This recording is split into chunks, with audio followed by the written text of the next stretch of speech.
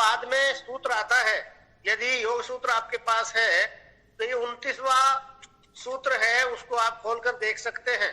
29वें सूत्र में धर्मिक समाधि की चर्चा की है, लेकिन उससे पहले जो वहां प्रकरण चल रहा है वो बताते हैं कि जब चित्त में विवेक ज्ञान पैदा होता है तो चित्त उसकी ओर झुका रहता है विवेक ज्ञान की। ये संप्रज्ञा समाधि की पूर्णता पर आता है, जहां मैंने कल बताया कि आपको रितम भ्रात प्रज्ञा जो विवेक ख्याति पैदा हो जाती है, फिर निरंतर साधक का मन इस विवेक ख्याति की ओर झुका रहता है। लेकिन फिर यह प्रश्न ऐसा होता है कि वो स्थिर नहीं रह पाता, फिर बार बार जब भी उसका वो चित्त वहां से विवेक से हटता है तो फिर ध्यान के संस्कारों में चला जाता है, चंचलता की ओर चला जाता है। फिर उसके अंदर के मैंने बहुत कुछ जान लिया है, इस प्रकार के जो अहम को पुष्ट करने वाले भाव हैं, या मैं ये जानता हूं, ये मेरा है, इस प्रकार के भाव फिर वैसे ही जागृत हो जाते हैं जैसे विवेक से उसका ध्यान हटता है। तो कहते हैं इस स्थिति को ये क्लेशों का नाश करने वाली कैसे हो सकती है और कब हो सकती है। प्रकरण पहले के सूत्रों में चल रहा है वहां पर कि भाई जो चित्त विवेक की ओर झुक तो रहा है, लेकिन जैसे ही वो ध्यान अवस्था में आता है अर्थात समाधि की अवस्था से बाहर आता है, तो वैसे ही पुनः फिर दूसरे संस्कार जागृत होने लगते हैं। तो निरंतर विवेक कैसे हो जो क्लेशों की निवृत्ति करने वाला हो, उसको क्या कहेंगे, कैसा है वो विवेक ख्याति, उसका वो अगले सूत्र में धर्म में समाधि के रूप में वर्णन करते हैं। वो कहते हैं प्रसंख्याने अप्यकुशीदस्य सर्वथा विवेक ख्यातेर धर्म मेघ समाधि।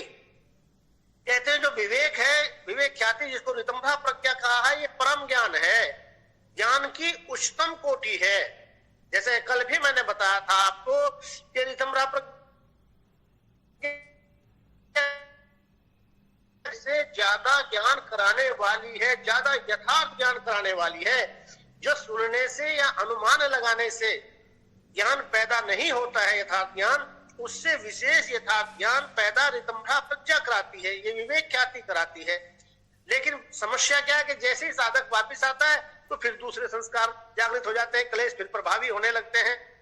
तो कैसे, किस अवस्था में, विवेक ख्याति की कौन सी अवस्था में जाकर वो क्लेशों की पूर्ण रूप पे निवृत्ति होती है, उसी को यहाँ पर धर्म में एक समाधि कहा है। ये जो परम ज्ञान है उसमें अकुशीदस्य, यहाँ अकुशीदस्य शब्द का प्रयोग किया गया है। कुशीद कहते हैं ब्याज लेने वाले को। जैसे आपने देखा होगा आपके आसपास भी कुछ जो साहूकार होते हैं वो पैसे का लेन देन करते हैं। अब उनको जब वो किसी को पैसा दे देते हैं, कभी किसी बनिए के पास में बैठकर देखा होगा आपने, या जो इस प्रकार का लेन देन का काम करते हैं उनके पास आपने बैठे हो कभी तो वाक्य सुना होगा। वो अपने ग्राहक को कहते हैं जो ब्याज लेने आया है उससे कि भैया कोई बात नहीं, मूल तो जब देगा दे देना, लेकिन ब्याज समय पर देते रहना, क्योंकि ब्याज में एक विशेष प्रकार का आकर्षण होता है। उन्हें लगता है भाई नई आमदनी हो रही है, ये नई चीज मिल गई है, मूल मेरा अगर इसके पास बना रहेगा और ब्याज मुझे मिलता रहेगा तो इससे अच्छी बात नहीं है। उस ब्याज में उसकी आसक्ति रहती है। तो यहाँ भी साधक ने साधना की, अभ्यास किया, और अभ्यास के पश्चात में जब विवेक ख्याति पैदा हो गई तो उस विवेक ख्याति में आसक्ति पैदा हो जाती है साधक को। एक प्रकार जैसे उस ब्याज लेने वाले को आसक्ति होती है। लेकिन जब साधक का चित्त इतना निर्मल हो जाता है कि अब उस फल में भी जो साधना का जो संप्रज्ञा समाधि की पूर्णता का जो फल है विवेक ख्याति, जब उसमें भी कोई आसक्ति नहीं रहती, परम वैराग्य हो जाता है उसके प्रति भी, और निरंतर साधक के चित्त में भी निरंतर बरसती रहती है। जैसे मेघ वर्षा करते हैं ना, वैसे निरंतर अर्थात उसके चित्त में विवेक ख्याति निरंतर बनी रहती है। वो भले ही फिर समाधि की अवस्था से बाहर भी आ जाए, अब भी उसके चित्त में विवेक बना रहता है। जब विवेक प्राप्त होता है, ये विवेक ख्याति परम ज्ञान प्राप्त होता है, उस समय तो ऐसी स्थिति होती है कि जब तक वो समाधि में रहता है तब तक तो वो विवेक ख्याति बनी रहती है।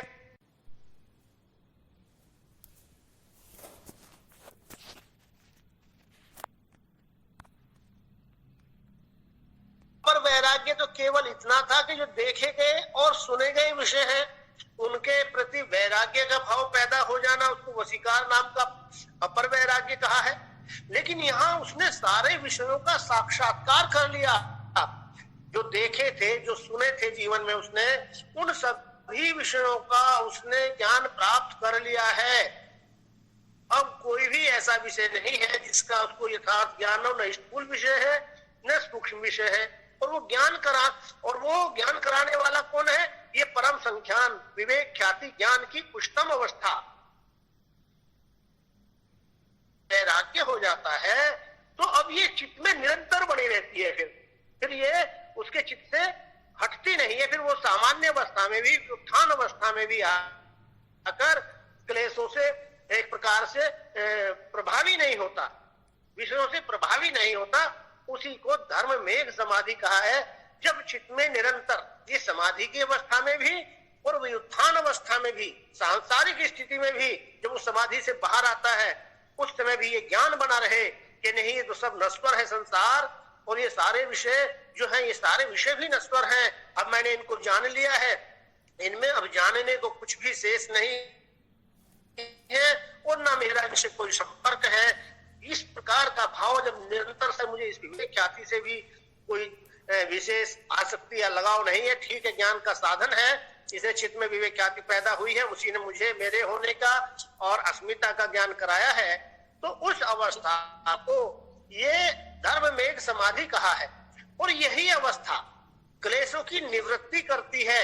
तब तक, जब तक ये अवस्था नहीं आती, धर्म मेघ समाधि की अवस्था नहीं रहती, तब तक क्लेश कहीं ना कहीं प्रभावी रहते हैं। लेकिन जैसे ही धर्म मेघ समाधि की अवस्था प्राप्त हो जाती है, तो अगले सूत्र में, 30वें सूत्र में कैवल्यपाद के कह रहे हैं पतंजलि, ततः क्लेश कर्म निवृत्ति, कि ये जो अवस्था है धर्मेक समाधि का लाभ, अविद्या आदि जो क्लेश हैं और जो कर्म है, जो 4 प्रकार के कर्म मैंने आपको बताए थे कर्म के सिद्धांत में, शुक्ल कर्म, कृष्ण कर्म, शुक्ल कृष्ण कर्म और अशुक्ल अकृष्ण, इन कर्मों में भी सारे के सारे ये सब एक प्रकार से चित्त से उखड़ जाते हैं। कोई भी वहां ऐसा नहीं रहता जो पुनः वहां संस्कार के रूप में जागृत होकर कोई परिणाम दे सके या आगे कोई संस्कार बना सके। सारे क्लेशों की और सारे कर्मों की निवृत्ति एक प्रकार से हो जाती है और साधक जीवन मुक्त अवस्था को प्राप्त हो जाता है। अब यहाँ आकर उसको जो ढकने वाले मल थे सारे के सारे, वो सारे नष्ट हो जाते हैं और चित्त पूर्ण रूप में प्रकाशित हो जाता है।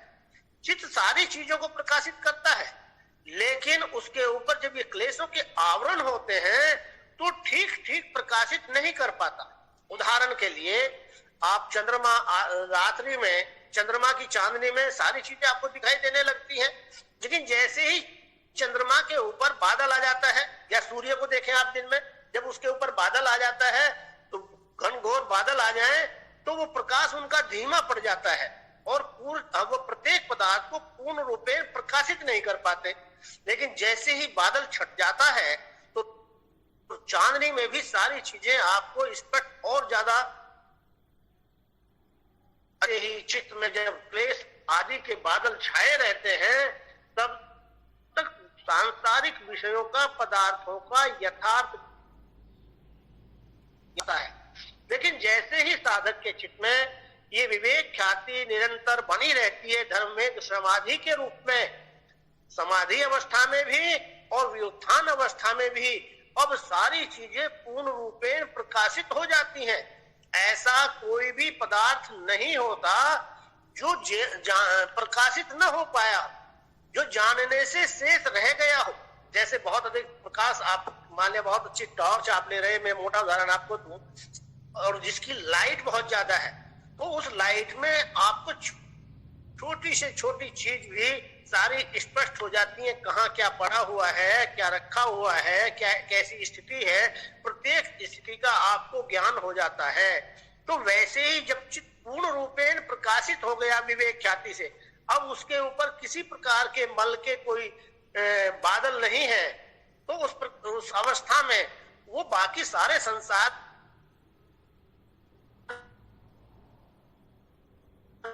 होता है, चित्त है प्रकाशित हो रहा है इसके माध्यम से।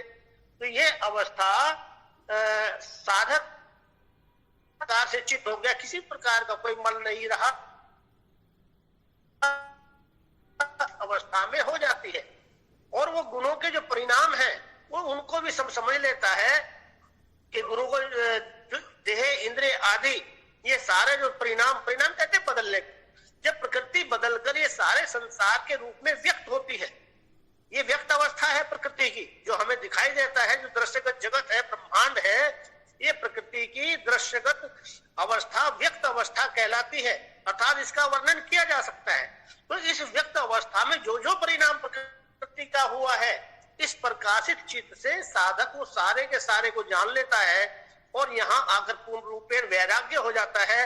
तो यही समाधि जो धर्ममेघ समाधि है, यही आगे चलकर असंप्रज्ञात समाधि में परिणत होती है, क्योंकि यहाँ जो परम वैराग्य उसके चित्त में आया है, जो मैंने कल भी सूत्र बोला था आपके सामने, तस्यापि निरोधे सर्व निरोधा निर्बीज समाधि।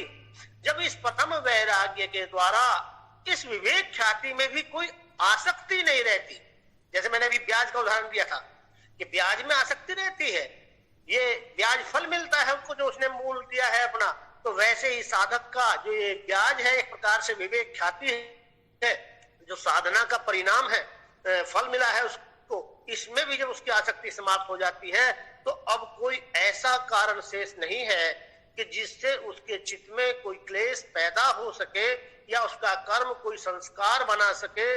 अब वो पूर्ण रूपेण सबको जानकर अपने आप को भी जान लेता है और यही अवस्था परिणाम में फिर आगे कैवल्य में परिणत होती है, क्योंकि यहाँ आकर अब न तो प्रकृति के लिए कोई कार्य शेष रहा।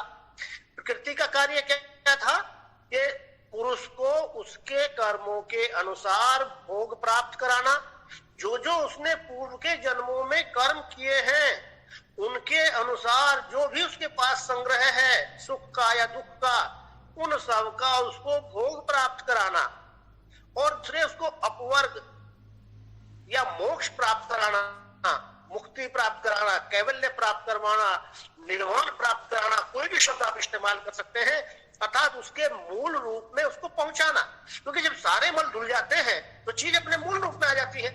मान लिया कोई चीज आपको धातु मिली, बहुत गहरे परिवेश के ऊपर बहुत से मल लगे हुए हैं, अब जब सारे मल आप उसके उतार देते हैं, जो मिट्टी ऊपर थी वो मिट्टी भी उतार दी, जो जंग था वो जंग भी उतार दिया, अब सारे मल दूर हो गए तो वो धातु अपने मूल रूप में आ जाती है। तो ठीक वैसे ही आत्म तत्व के साथ में जो सूक्ष्म शरीर लगा हुआ था, जिसमें चित्त भी था, चित्त के माध्यम से जो संग्रहित था उसके पास बहुत से जन्मों का जो कर्म के संस्कार थे, वो सारे के सारे क्या हुआ कि आगे तो विवेक ख्याति के कारण संस्कार बनने बंद हो गए, अब कोई संस्कार नहीं बनेगा, क्योंकि जब सारा संसार उसने जान लिया है तो फिर वो अपने उसमें बंधन का कारण तो नहीं बनने देगा उनको। यदि मान लिया आप विद्युत के जानकार हैं तो आप सब कुछ जानते हैं कि उसमें कैसे बचकर निकल जाना है, विद्युत में आप चलती हुई लाइन में काम कर लेते हैं और आपको वो हानि नहीं पहुंचा सकती। वैसे ही साधक यदि आप चिंतन करके देखें तो ये कर्म हमारे बंधन का कारण होते हैं और कर्म ही मुक्ति का कारण होते हैं। जब ये कर्म संसार में आसक्त होकर किए जाते हैं तो ये बंधन का कारण हो जाते हैं, और जब ये कर्म अनासक्त भाव से होते हैं तो तब ये बंधन का कारण नहीं बनते।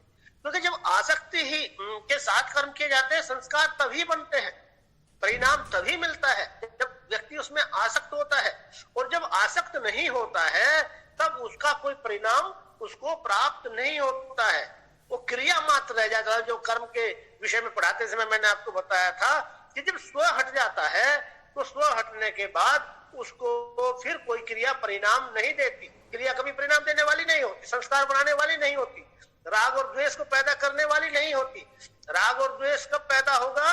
जब आसक्ति होगी, जब अपेक्षा होगी तो अनुकूलता हुई तो राग पैदा हो गया, प्रतिकूलता पैदा हुई तो द्वेष पैदा हो गया।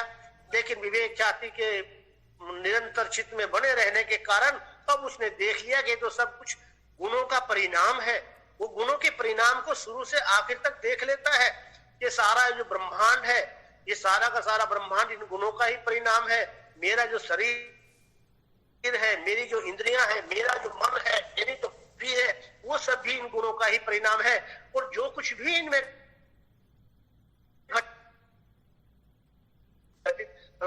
घटित नहीं होता, मैं तो निरंतर शुद्ध खुद अवस्था को प्राप्त कर लेता है।